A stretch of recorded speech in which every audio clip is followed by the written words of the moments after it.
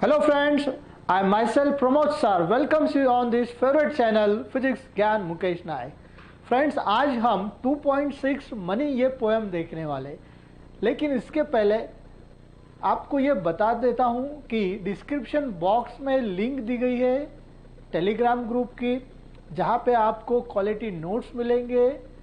HSC board का total English grammar यहाँ पे आपको मिलेगा, राइटिंग स्किल मिलेगा, हर पोएम का वन शॉट मिलेगा, एप्रिसिएशन मिलेगा एंड फिगर्स ऑफ स्पीच भी यहाँ आपको मिलेगी। तो चलो स्टार्ट करते हैं 2.6 मनी।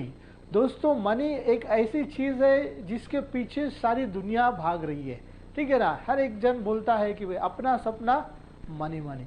तो ये मनी एक्चुअली किस काम के लिए होता है? फ्रेंड्स मनी जो होता है it is only a resource to fulfil our desires. एक सोर्स है हमारी जितने भी डिज़ायर्स होती है ये पूरा करने। It is not the ultimate happiness. ये कोई हैप्पीनेस का सबसे आखिरी का डेस्टिनेशन नहीं है। यही बात पोएट यहाँ पे हमें बताने की कोशिश कर रही है। तो चलो स्टार्ट करते हैं अपना सपना money money. Friends the poem money is written by famous Welsh poet William H Davies. He was a Welsh poet. Welsh poet इसलिए कहा जाता है कि he belongs to Wales country. जैसे कि इंडिया के जो भी लोग हैं उन्हें इंडियन पोएट कहते हैं हम, जैसे कि दिलीप चित्रे ही वॉज इंडियन पोएट, है ना। सिमिलरली ये वेल्स कंट्री के हैं, इसीलिए इन्हें वेल्स पोएट कहा जाता है। अभी वेल्स जो है it is in United kingdom, that is England जिसे हम कहते हैं। यहाँ पर का एक एरिया है जिसे वेल्स कहते हैं।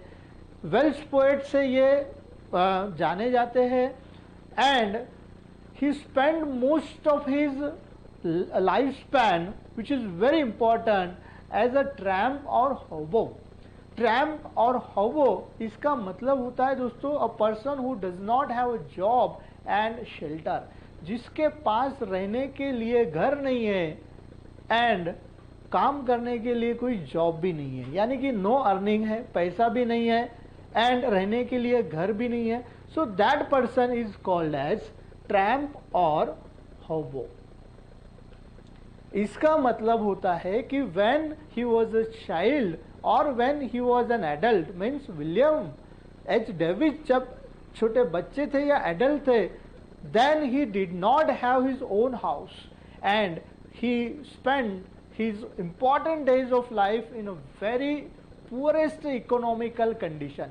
उनका जो बचपना था या फिर एडल्टसन था, इन्होंने बहुत ही पुअरेस्ट कंडीशन में स्पेंड किया था because he was a tramp. वो एक ट्रैम्प थे, बस wandering from one place to another in search of a job. किसी जॉब के लिए बस वो ये गांव से वो गांव तक घूमते थे and he did not have a shelter, मतलब रहने के लिए उनके पास घर भी नहीं था। तो ये दोनों भी सिमिलर वर्ड है, ट्रैम्प एंड होबो। तो उनका ज़्यादा से ज़्यादा ये घूमना जो था वो UK that is United kingdom and USA United states of that is United states. तो यहाँ पे इन्होंने अपनी लाइफ का बहुत सारा टाइम स्पेंड किया है and he has such a huge experience about life. All his poetry which he has written are related with real experiences which he experienced in his own life. Friends, इन्होंने जितने भी poems लिखे हैं वो सारे के सारे poems उनके रियल लाइफ में जो एक्सपीरियंस उन्होंने लिया है उससे रिलेटेड ही सारे poems है। जो as he was a tramp और होबो, तो उन्हें बहुत सी जगह पे घूमना पड़ता था एंड यूनाइटेड किंगडम में और यूनाइटेड स्टेट में कई कई जगहों पर उन्होंने सिंगिंग का भी काम किया था। देखो दोस्तों कितना पुअरेस्ट कंडीशन था, लेकिन लेटर जो लाइफ था या फिर आखिरी का जो समय था उनका एज अ पोएट बोल के वो बहुत फेमस हुए। तो यूनाइटेड किंगडम के स्ट्रीट पे उन्होंने सिंगिंग का काम किया only for their bread and butter. दोस्तों इनके दिन के जो कुछ अपन कहेंगे कि रोजी रोटी के लिए इन्हें रास्ते पे कभी कभी गाना पड़ता था and he was a peddler. Peddler का भी, peddler means a person who sells goods on street, जिसे हमारे तरफ हॉकर्स होते हैं, ठीक है ना, रास्ते पे सामान बेचते हैं, तो इन्होंने अपना समय ऐसी चीजें बेचने में भी स्पेंड किया। जब ये सब कर रहे थे तो ही लर्न अबाउट द लाइफ के बारे में उन्होंने बहुत सारा देखा। तब तो वो पुअरेस्ट कंडीशन में थे, जब वो पोएट बन गए, may be he earn lot of money, बहुत सारा पैसा उन्होंने कमाया। एंड जब पैसा कमाया होगा तो उन्हें ये रियलाइज होगा कि भैया ये पैसा तो आ चुका है, लेकिन रियल हैप्पीनेस जो था which I use to get wandering on street, I don't get after becoming rich. बहुत अमीर होने के बाद मुझे अब वो पैसा नहीं मिल रहा है जो कि हैप्पीनेस मुझे पहले मिलता था। बहुत पुअरेस्ट, उनके पास एक समय का खाने के लिए भी उन्हें पास पैसे नहीं थे फ्रेंड्स, लेकिन फिर भी उन्होंने एक ऐसे मंजिल हासिल की जहाँ पे बहुत सा पैसा उन्हें मिला, लेकिन उन्हें ये भी रियलाइज हुआ कि जिंदगी का सबसे जो ग्रेटेस्ट हैप्पीनेस है, इटर्नल प्लेजर जो है, it is a real friends. तो फ्रेंड्स, ये जो पोएम है ये रियल फ्रेंड्स के बारे में भी कही जाती है। एंड ये जो इनके सारे पोएम्स है, तो ये पोएम्स का एक कलेक्शन उन्होंने किया है। सारे पोएम्स को एक जगह पे करने के बाद एक उन्होंने पोएट्री का कलेक्शन डिस्प्ले किया है, पब्लिश किया है, that is the Saul destroyer and other poems. तो इन्होंने लिखी गई ये कलेक्शन ऑफ पोएट्री है जहाँ पे बहुत सारे पोएम्स इन्होंने पब्लिश किए थे, एंड वो कलेक्शन का नाम दिया था the souls destroyer and other poems. Friends, ये था about the poet William H Davies. Now we discuss about the poem. अब देखते हैं पोएम क्या कहती है। फ्रेंड्स, टाइटल है पोएम का मनी, यानी कि पैसा। क्या आपको लगता है कि मनी गिव्स अस हैप्पीनेस? पैसे से हमें हैप्पीनेस मिलता है? नहीं फ्रेंड्स, नहीं मिलता हैप्पीनेस। क्योंकि देखिए, अगर आप YouTube पे सर्च करोगे तो बहुत सारे YouTube चैनल्स है जो कि पेड कोर्सेस आपको अवेलेबल करा देते हैं, ठीक है ना।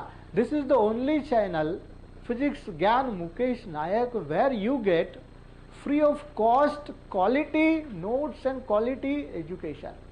तो यहाँ पे ये पैसों के लिए नहीं होता है, it is for the real pleasure जो आपके कमेंट से हमें मिलता है, आपके लाइक से हमें मिलता है, वो real pleasure. It is the greatest gift which we get from you. तो ये सेम थीम यहाँ पर पोएट विलियम एच डेविस ने यहाँ पे लेके आई है। ये जो पोएम है, it is about the rich man who wants to be poor.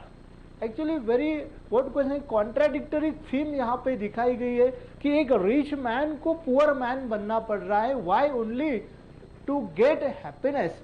भाई हैप्पीनेस के लिए उन्हें गरीब होना पड़ रहा है। According to poet that happiness lies in poverty. एक ऐसा भी हम कह सकते हैं कि भाई खुशी कहाँ है, तो खुशी जो है तो वो गरीबी में है, ऐसा पोएट को लगता है। We cannot buy happiness. हम पैसों से खुशी नहीं ले सकते हैं। आप कहेंगे कि सर ऐसा तो नहीं है, पैसा अगर जेब में है तो हर एक जन पूछता है कि कैसा है, सब अपने आजू बाजू में घूमते रहते हैं। फ्रेंड्स, ये तब तक है जब तक आपकी जेब गर्म है। एक बार आपकी जेब खाली हो जाए, ठंडी हो जाएगी, आप पीछे मुड़ के देखोगे, no one will be with you, कोई नहीं होगा आपके पास। तो यही पोएट ने यहाँ पर बताया है। To find real happiness, it is when we do not have money और लॉस्ट आवर मनी। पैसों का वैल्यू कब पता चलता है? When we come to know the importance of money when we don't have money. पैसे नहीं है तभी पैसों का वैल्यू। वैसा हैप्पीनेस जब नहीं होता है तभी उसका वैल्यू समझ में आ जाता है। वी रियलाइज हाउ इम्पोर्टेंट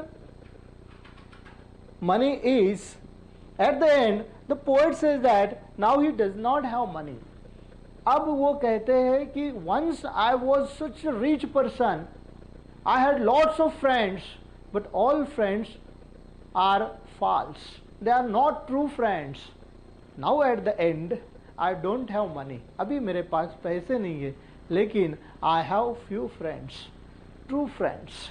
ऐसा कहते हैं ना, it is to be said that a friend in need a friend in deed. जो फ्रेंड हमारे बुरे टाइम में काम में आता है वही हमारा सच्चा दोस्त होता है। जब भी हम मुश्किल में होते हैं तो जो हमारे मदद करने के लिए आता है वो अच्छा दोस्त है। जब हमारा अच्छा टाइम है तो यार अच्छे टाइम के पास तो सभी जन आएंगे, है ना, तो वो रियल फ्रेंड नहीं कहलाएगा। तो पोएट ये कहते हैं कि अब I am a poor but I have real friends and that make me the richest in the world. और वो कुछ थोड़े से अच्छे दोस्त मुझे सबसे अमीर बना देते हैं। तो ऐसा कुछ थीम ये पोएम का है। चलो स्टार्ट करते हैं the poem money. Friends, the poem has 5 stanzas. ये पोएम में टोटल 5 स्टैंजा है, ईच स्टैंजा हैविंग 4 लाइन, यानी कि ये जो है तो 5 क्वाड्रेंट्स में है and it has a specific rhythm that is A B C B. ये इसका रिदम है। तो चलो स्टार्ट करते हैं। मनी 2.6 स्टैंजा से एक एक स्टैंजा को देखेंगे हम, मीनिंग भी देखेंगे and explanation of figures of speech भी देखेंगे। When I had money, money, oh, I knew no joy till I went poor. For many a false man as a friend came knocking all day at my door. The poet says that when I had lot of money, I did not know what is joy, what is real happiness. And when I become poor, I learned what is happiness. यानी कि जब मेरे पास बहुत सारा पैसा था तो मुझे नो जॉय, मुझे पता नहीं था कि खुशी क्या होती है। What is happiness, what is joy, I did not know till I become poor. And when the poet become poor, friends यहाँ पर देखिए ये जो पोएम है पोएट का सेल्फ एक्सपीरियंस यहाँ पे उन्होंने नरेट किया है। तो सॉरी, तो ये पोयम एक मोनोलॉग के फॉर्म में भी यहाँ पे हमें दिखाई देती है। तो ये एक मोनोलॉग भी है जहाँ पर देखिए आई यानी कि जब हम हमारा खुद का ओपिनियन, खुद का एक्सपीरियंस शेयर करते हैं तो that narration is called as monologue. तो उसे क्या कहते हैं? मोनोलॉग कहते हैं। तो ये भी क्या है दोस्तों? एक मोनोलॉग ही है। तो पोएट कहते हैं कि जब तक मैं पुअर नहीं होता, जब तक मैं गरीब नहीं होता, तब तक मुझे ये खुशी क्या होती है ये भी पता नहीं थी। जब मेरे पास पैसा था तो आई वॉज नॉट हैप्पी। उनका ये कहना था कि पैसा है लेकिन हैप्पीनेस नहीं था। अब देखिए बहुत सारे जिनके पास पैसे होते हैं, फॉर एग्जाम्पल धीरूभाई अंबानी या फिर मित्तल, ये जो बड़े बड़े लोग हैं, ठीक है ना, या टाटा, अमिताभ बच्चन, ये भी बहुत बड़ी बड़ी सेलिब्रिटीज है। अभी इनके पास बहुत सारा पैसा है लेकिन इनके पास छोटी छोटी इवेंट का जो जॉय एक्सप्रेस करना होता है या फिर जो छोटी छोटी बातों की खुशी लेनी होती है ये ले नहीं सकते। हमेशा इनके माइंड में एक थॉट होता है कि जो अपने पास पैसा है इसे मल्टीपल कैसे करें, how should I multiple the amount which I have. And इस चक्कर में वो जिंदगी का मजा लेना ही भूल जाते हैं। तो राइटर का ये कहना है कि जब मेरे पास पैसा था तब मुझे खुशी क्या होती है ये रियलाइज ही नहीं हो रही थी, लेकिन जब when I become poor I realise what is joy. For many a false man as a friend. जब वो अमीर थे, when he was very rich he had lots of friends, those who are always with him. जब वो अमीर थे तो उनके पास बहुत सारे फ्रेंड्स थे दोस्तों। सुबह से लेके शाम तक उनके आजू बाजू हमेशा कोई ना कोई फ्रेंड्स रहता ही था। लेकिन उनके फ्रेंड्स को उन्होंने क्या डिस्क्राइब किया है? एज फॉल्स, है ना। फॉल्स मतलब अनट्रू, झूठे लोग होते थे उनके आजू बाजू में। Those who love money not the person, जो कि पर्सन को नहीं प्यार करते थे, उनके पास जो पैसा था वो पैसे को वो क्या करते थे? चाहते थे। For many a false man as a friend came knocking all day at my door. Means every time he had lots of friends around him, but all they were unto friends. They were with him only till when he has money. जब तक उनके पास पैसा होता था तब तक ये सारे दोस्त उनके होते थे, एंड पैसा खत्म होने के बाद सब गायब हो जाते थे. इसीलिए पोएट यहाँ पे कहता है कि false man as a friend came knocking all day at my door. हर समय दरवाजे नॉक करना, मतलब जो हम नॉक करते हैं जैसे बजाते वो ऐसा. तो ये था फर्स्ट स्टैंजा का एक्सप्लेनेशन. यहाँ पर देखिए दोस्तों, पुअर एंड डोर ये एक राइमिंग पेयर यहाँ पे दी गई है, ठीक है ना. तो इससे इसका जो स्कीम बनता है ये इस तरीके से बनेगा, ए फिर बी फिर सी फिर बी. जब हम इसका आंसर लिखते हैं तो we write A B C B. कुछ इस तरीके का आंसर हमें लिखना होता है, ठीक है. ये थी इसकी scheme, and the same scheme is applied to all the stanza. हर किसी स्टैंजा की यही स्कीम है, याद रखना. चलो अभी देखते हैं हम line to line explanation of figures of speech. देखो ओपनिंग स्टैंजा में, ओपनिंग लाइन में कहा है when I had money money O.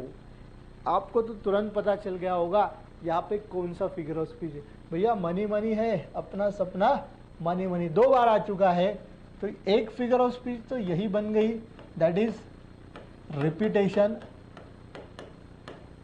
Okay चलो देन यहां पर देखिए ओ ये वर्ड आया था. सेम वर्ड द इंचकैप रॉक में भी आया था.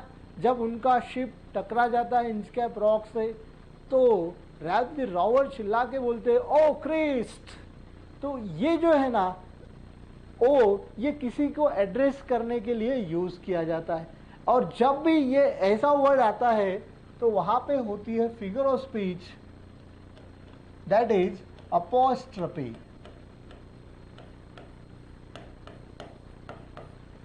याद रखना ये बहुत ही कॉमन फिगर ऑफ स्पीच है, अपॉस्ट्रफी ओ. किसी को एड्रेस जब करते हैं, स्पेशली नॉन लिविंग को, अभी मनी को एड्रेस कर रहे हैं, ठीक है ना, तो इसलिए यहाँ पे अपॉस्ट्रफी है. देन यहाँ पर देखिए एक्सक्लामेशन मार्क भी है, तो यहाँ पे क्या रहेगा, एक्सक्लामेशन भी रहेगा. यानी कि ये फर्स्ट लाइन में अब तक तो 3 फिगर ऑफ स्पीच हमें पता चल गए. देन देखिए when I had money money, अब ये mm भी डबल आ चुका है, तो यहाँ पे हम अलिटरेशन भी देख सकते हैं. मतलब मनी मनी ये 2 बार सेम वर्ड रिपीट हुआ है, इसलिए money, the word money is repeated for pleasingly. O से पता चल गया कि apostrophe non living object is addressed. Then exclamation mark and M sound जो है वो यहाँ पे रिपीट हो रहा है, इसीलिए alliteration. Now in second sentence, I know no joy till I went poor. Friends यहाँ पर देखिए ये 2 वर्ड, दो they are with different letter, लेकिन उनका साउंड एक ही है, दैट इज नो नो, ठीक है ना. तो ये है अलिटरेशन का एग्जाम्पल. यानी कि the sound N is repeated. Beside that, no other figure of speech is there. In third line, for many a false man as a friend. यहाँ पर देखिए दोस्तों, man, false man and friend. मतलब जो false man है वही क्या है, friend है. यानी कि ये दोनों टर्म क्या है, सेम है. तो यहाँ पे एक फिगर ऑफ स्पीच बनती है, दैट इज मेटोनमी. मेटोनमी एक ऐसी फिगर ऑफ स्पीच है जहाँ पे दोस्तों एक ऑब्जेक्ट जो होता है वो किसी अलग नाम से, नेम से इंट्रोड्यूस किया होता है. Okay, so for many a false man as a friend. Then यहाँ पर अगर आप देखेंगे एक वर्ड आ चुका है एज, एंड एज जो है वो क्या इंडिकेट करता है, सिमिली, यानी कि यहाँ पे एक और फिगर ऑफ स्पीच है simile, that is friend is implicitly compared with false man, यानी कि फ्रेंड एंड फॉल्स मैन की कंपैरिजन यहाँ पर की गई है। लास्ट जो सेंटेंस है फर्स्ट स्टैंजा का, came knocking all day at my door. तो फ्रेंड्स अगर हम ये दोनों लाइंस को देखेंगे तो हमें ऐसा पता चलेगा कि यहाँ पर एक ओवर स्टेटमेंट किया गया है, यानी कि पूरा दिन भर कोई ना कोई डोर नॉक करता है। ऐसा तो कभी होता नहीं, लेकिन थोड़ा ओवर स्टेटमेंट यहाँ पे है। तो ये दो लाइन मिला के एक फिगर ऑफ स्पीच है, दैट इज हाइपरबली। हाइपरबली क्या हो जाता है, जिसके हाई बोल दिया, ज़्यादा बोल दिया, हाइपर है ना।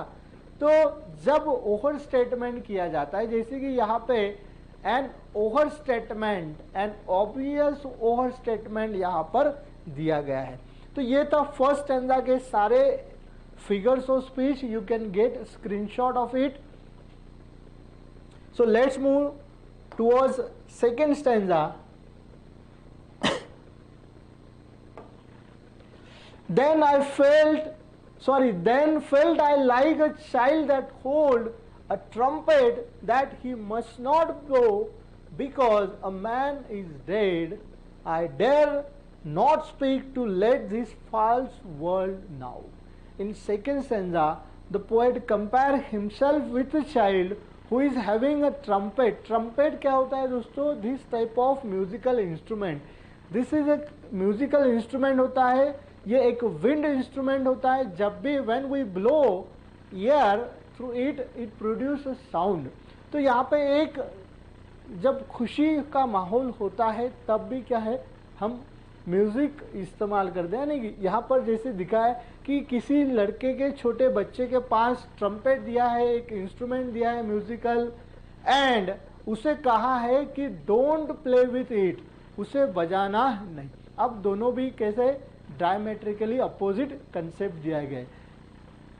Then felt I like a child that holds a trumpet that he must not blow because a man is dead.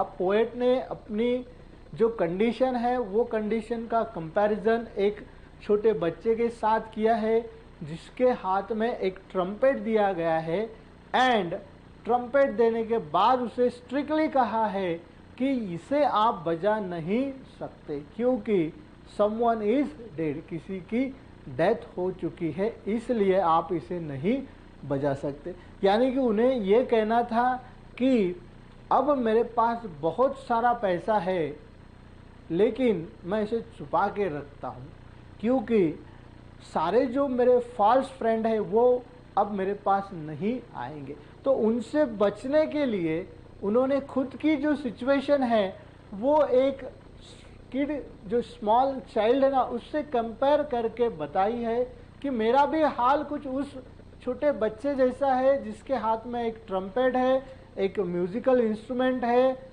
वो चाहता तो बहुत है उसे बजाना, लेकिन उसे कहा गया है कि यू मस्ट नॉट ब्लो। क्यों? बिकॉज समवन इज डेड, किसी की डेथ हो चुकी है इसलिए तुम नहीं बजा सकते। I dare not speak to let this false world now. I dare not means I am afraid. The poet says that I am afraid, मैं डरता हूँ किस चीज से? To let this false world know, कि ये जो झूठी दुनिया है जो पैसों के लिए अच्छा दोस्त कहती है लेकिन जब सच्चे दोस्त की जरूरत होती है तब ये सब भाग जाते हैं, तो ऐसे दुनिया से वो डरते हैं, खुद को छुपाने की कोशिश करते हैं।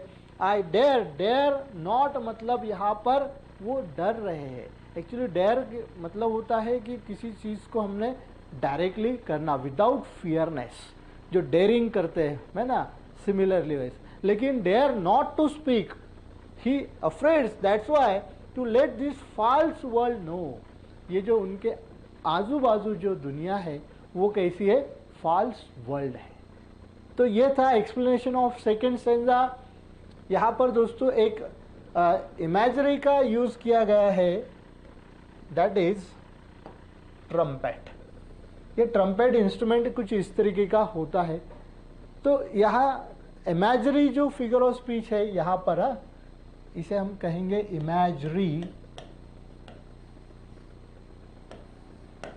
यानी कि एक कोई इमेज हमारे सामने क्रिएट हो जाती है, तो वहां पे एक फिगर ऑफ स्पीच होती है, दैट इज इमेजरी। चलो अभी line to line figure of speech देखते हैं।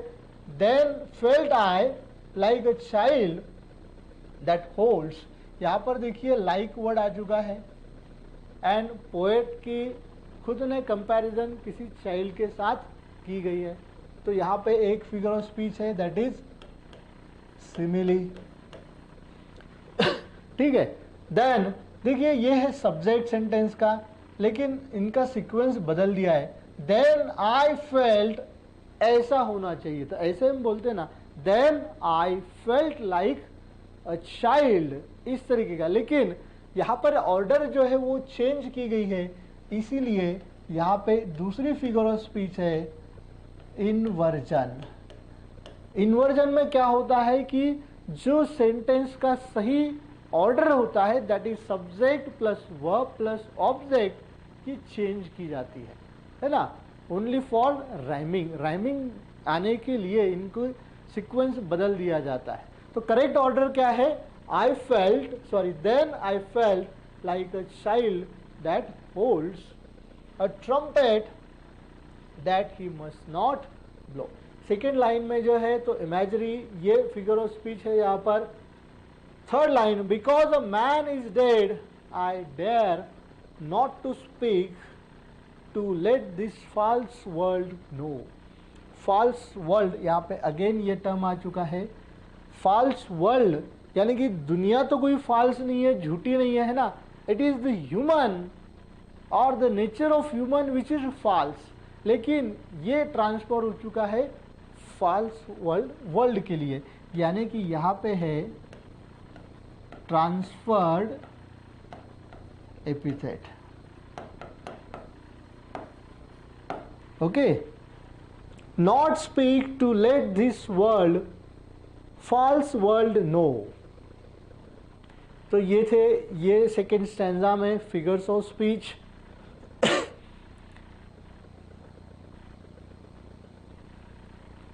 चलो आगे बढ़ते हैं, थर्ड स्टैंजा।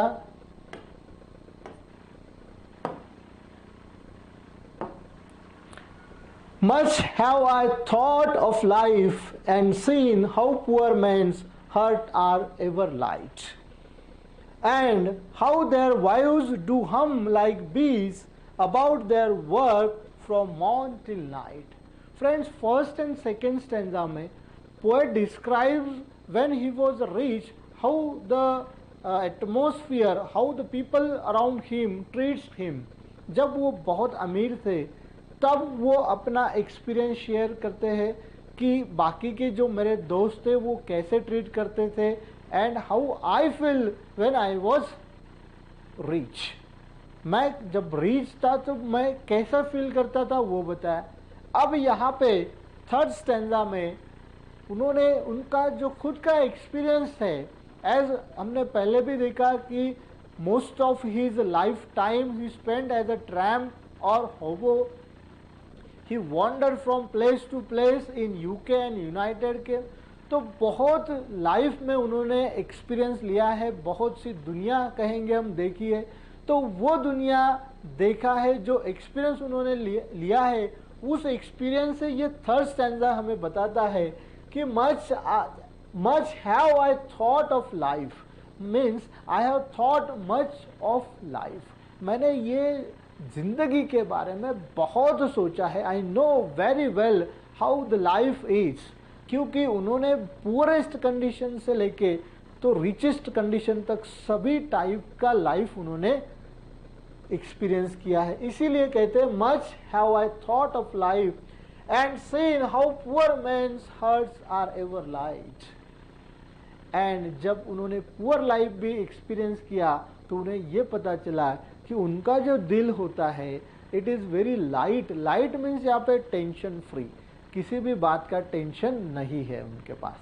तो वो बहुत फ्री लाइफ, सेटिस्फाइड लाइफ यहाँ पे वो जीते हैं, ये उन्होंने बहुत नजीक से देखा है।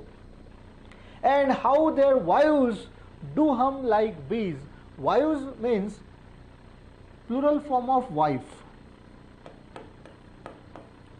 वाइफ का प्लूरल फॉर्म होता है वाइव्स। तो वो कहते हैं कि how their wives do hum like bee. Hum means गुनगुन करना। दोस्त बहुत बार हमें गाने के बोल मालूम नहीं होते लेकिन रिदम मालूम होती है, तो बगैर बोले हम उसे गुनगुनाते हैं, दैट इज हम, है ना। So and how their wives do hum like bee about their work from morn till night. Morn means morning, ये वर्ड जो है ना शॉर्ट फॉर्म है मॉर्निंग टिल नाइट, मतलब पूरा दिन भर वो काम करते हैं। And they are very happy, they are always talk about their families and they get joy of every single moment. हर एक क्षण का वो आनंद उठाते हैं एंड दिन भर बहुत काम भी करते हैं दोस्त। तो ये सारी चीज़ें पोएट ने बहुत करीब से देखी है। तो थर्ड स्टैंजा में क्या कहा गया है कि the poet experience himself that poor men are very happy, they are tension free, they do not have any type of burden, and their family members are also very happy, and in that happiness they sing a song। हम मतलब गाना गुनगुनाना, like bee, ठीक है ना, बोल तो नहीं होते लेकिन बस गुनगुनाते हैं उस तरीके से। And they also work the whole day. तो ये था एक्सप्लेनेशन ऑफ थर्ड स्टैंजा। अब देखते हैं फिगर्स ऑफ स्पीच।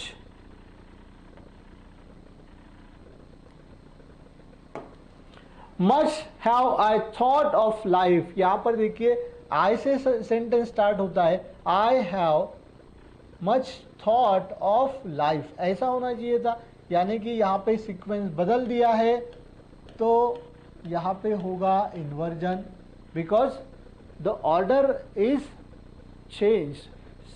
ऑर्डर क्या होने चाहिए थे, I have much thought of life, इस तरीके से, ठीक है ना। तो ये ऑर्डर चेंज कर दी गई है, इसीलिए यहाँ पे इन्वर्जन है। Sorry. How poor men's heart are ever light. Poor men's heart, यहाँ पे देखिए हार्ट मतलब सिर्फ पुअर मैन्स का हार्ट ही हैप्पी होता है क्या, नहीं, तो खुद पूरा इंसान सर से लेके पाँव तक, लेकिन यहाँ पे एक छोटा सा पार्ट इंडिकेट किया है। तो ये जो फिगर ऑफ स्पीच बनती है दैट इज सिनेक्डकी।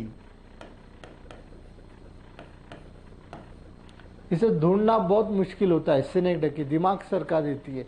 लिखा तो हार्ट है लेकिन पूरा आदमी यहाँ पे दिखाया गया है। How poor men's heart are ever light and how their wives do hum like bee. Like है दोस्तों, यहाँ पे आप भी एक लाइक ठोक दो जल्दी से। लाइक जहाँ पे है वहाँ पे एक फिगर ऑफ स्पीच होती है, हमेशा याद रखना, दैट इज सिमिली। जहाँ लाइक है वहाँ सिमिली है, एज है वहाँ पे भी सिमिली फिगर ऑफ स्पीच है। देन यहाँ पर देखिए ये जो वर्ड आ चुका है हम, है ना। बहुत बार हम गाना बोलते हैं लेकिन उसके बोल पता नहीं होते, तो बस मन ही मन में गुनगुनाते हैं। तो ये जो वर्ड है ना, ये साउंड इफेक्ट देता है, साउंड क्रिएट करता है हम, इस तरीके से। तो जो वर्ड साउंड क्रिएट करता है वहाँ पे एक फिगर ऑफ स्पीच होती है ओनोमैटोपोइया। तो ये फिगर ऑफ स्पीच जो है, जब कोई वर्ड साउंड क्रिएट करता है ना, साउंड इफेक्ट देता है, तो वहां पे ये फिगर ऑफ स्पीच होती है ओनोमैटोपोइया। तो देखिए यहाँ पे ये दो मेन फिगर ऑफ स्पीच है। And how their wives do hum like bees about their work from morn till night. Morn and night मतलब मॉर्निंग एंड नाइट, ये दोनों एक दूसरे के अपोजिट है। तो यहाँ पर एंटीथेसिस है,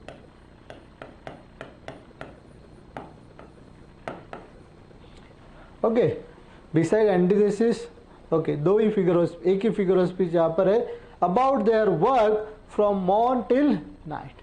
तो ये था थर्ड स्टैंजा के फिगर्स ऑफ स्पीच। इसका स्क्रीनशॉट ले लीजिए। Okay, let's move towards next and fourth stanza.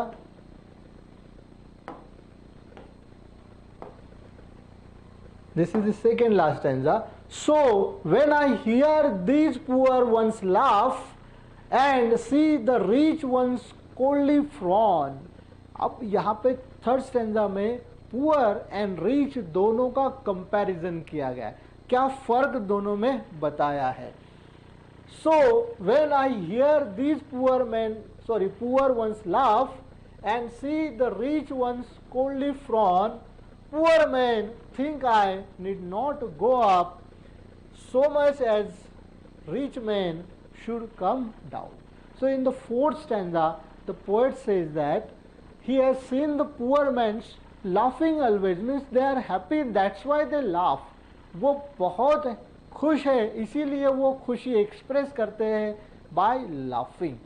तो I hear these poor ones laugh and rich के बारे में वो क्या कहते हैं, and see the rich ones coldly frown. Coldly frown का यहाँ पे मतलब है दोस्तों वेरी एंग्री, या फिर क्या कहेंगे हम, अनहैप्पी कहेंगे एक दूसरे वर्ड में। तो जो पुअर है दे लाफ, लाफ यहाँ पे इंडिकेट करता है हैप्पीनेस,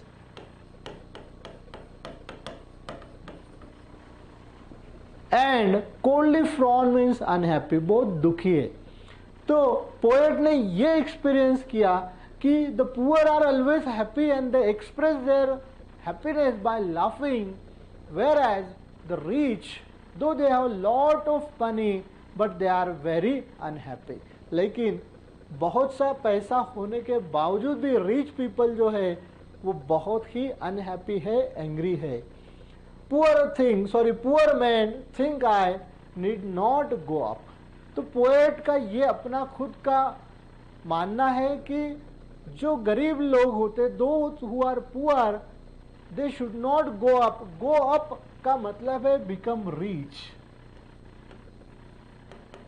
यहाँ पे पोएट को ये कहना है कि उन्हें अमीर होने की जरूरत नहीं है। Poor men, I think, need not go up. So it is his own opinion that I think, means the poet thinks that poor person should not become rich, because once they become rich they lost their happiness. अगर वो अमीर बन जाते हैं तो उनकी खुशी चली जाती है, ऐसा इनका कहना है। And so much as rich men should not come down. Should not come down मतलब become पुअर। तो ये कहना है उनका कि जो गरीब है उन्हें अमीर होने की जरूरत नहीं है, लेकिन जो अमीर है दे शुड कम डाउन, यानी कि उन्हें पुअर होने की जरूरत है if they want real happiness in their life. अगर लाइफ में रियल हैप्पीनेस अगर उन्हें चाहते हैं तो उन्हें क्या होना पड़ेगा, गरीब होना पड़ेगा। तो ये गो अप का मतलब यहाँ पे बिकम रिच है, कम डाउन मतलब नीचे आना, तो बिकम पुअर है। तो ये था एक्सप्लेनेशन ऑफ फोर्थ स्टैंजा। चलो अब देखते हैं इनका figures of speech. So when I hear these poor ones laugh, तो ये एक सिंगल लाइन में, यहाँ पे कोई भी फिगर ऑफ स्पीच नहीं है, लेकिन अगर ये दो लाइन साथ में लेते हैं हम, so when I hear these poor ones laugh and see the rich, यहाँ पर देखिए पुअर एंड रीच ये दोनों वर्ड एक दूसरे के अपोजिट है, तो यहाँ पे है एंटीथेसिस, ठीक है ना, यहाँ लिख देते हैं antithesis. Again laugh and coldly frown ये भी एक दूसरे के अपोजिट है, तो यहाँ पर भी है एंटीथेसिस। ओके, देन यहां पर देखिए पुअर मैन थिंक आई, यानी I think poor man need not go up, ऐसा सेंटेंस होना चाहिए था, तो यहाँ पे सीक्वेंस बदल दिया है, इसलिए यहाँ पे है inversion. The correct order is I think poor man need not go up. तो इन्वर्जन में जो होता है वो सीक्वेंस क्या करते हैं, चेंज कर देते हैं। अगेन यहाँ पर देखिए गो अप, गो अप का मतलब क्या देखा हमने, बिकम रीच, है कि नहीं। अब go up and become rich उसको डायरेक्टली उसे अज्यूम कर दिया, तो यहाँ पे एक फिगर ऑफ स्पीच है, that is metaphor. Okay, and the last sentence, so much as rich man should come down, come down यहाँ पर भी मेटाफर है, ठीक है।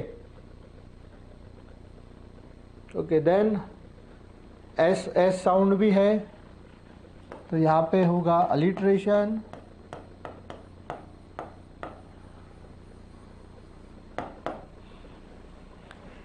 तो ये था फोर्थ स्टैंजा में जो भी फिगर ऑफ स्पीच है, इसका स्क्रीनशॉट ले लीजिए। लास्ट स्टैंजा में देखते हैं, this is the last stanza. अब लास्ट स्टैंजा में वो क्या कहते, देखो, when I had money money O my many friends proved all untrue. तो जब उनके पास बहुत सारा पैसा था, तब उनके सारे दोस्त से अनप्रूव थे, but now I have no money. Oh, my friends are real, though very few. At the end of the whole lesson of life, जिंदगी का ये सारा लेसन जब उन्हें पता चला, तो उन्हें एक सच्चाई मालूम हुई कि when he had lot of money, he had many friends, but all friends were untrue. बहुत दोस्त थे, लेकिन वो सारे झूठे दोस्त थे।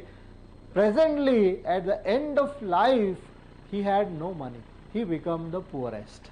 अब वो बहुत गरीब है, पैसा कुछ भी नहीं है, लेकिन उनके पास एक ऐसी चीज है जो पैसों से भी कोई नहीं खरीद सकता, which is precious and valuable. That is real friends. My friends are real, though very few. I don't have much friends. I have only few friends, but they are real. Like a friend in need, a friend in deed. इस तरीके के अब मेरे पास कुछ दोस्त है, ये दोस्त पैसों से भी बहुत ज़्यादा मौल्यवान है, वैल्यूएबल है, प्रेशियस है। तो यहाँ पे इन्होंने ये कहा है, ठीक है। अब देखते हैं line to line figures of speech. तो ये सेंटेंस में अगेन देखिए मनी मनी, यानी कि यहाँ पर है सेम रिपीटेशन। अगेन यहाँ पर है अपोस्ट्रोफी, ओ से पता चलता है अपोस्ट्रोफी, है ना। देन एक्सक्लेमेशन मार्क है, तो वहाँ पे आएगा एक्सक्लेमेशन।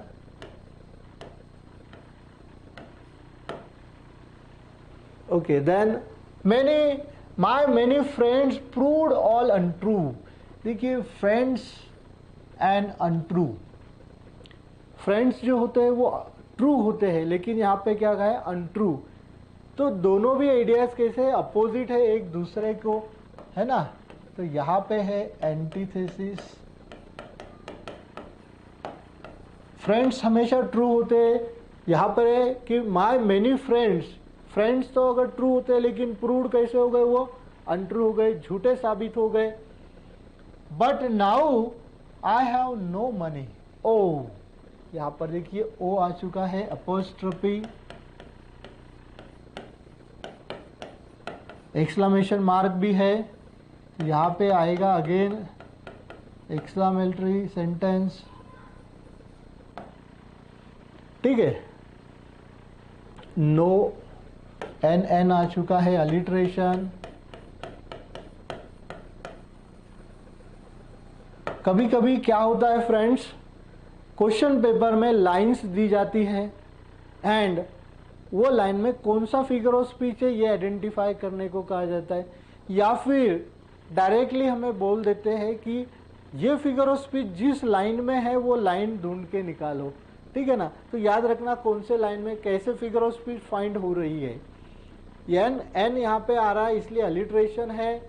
देन ओ अपॉस्ट्रोफी है, मनी ये नॉन लिविंग ऑब्जेक्ट है उसे एड्रेस किया गया है। एक्सक्लेमेशन मार्क है इसलिए यहाँ पे एक्सक्लेमेटरी सेंटेंस है। माई फ्रेंड्स आर रियल दो वेरी फ्यू। तो लास्ट लाइन में कोई भी फिगर ऑफ स्पीच नहीं है। तो ये था लास्ट स्टैंजा का figures of speech. You can get screenshot of it.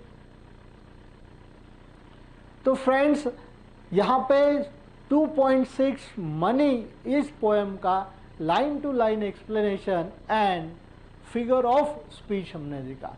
Friends ऐसे ही इंटरेस्टिंग वीडियो लेके आएंगे, तो मिलते हैं अगले वीडियो में। तब तक के लिए thank you for watching this video.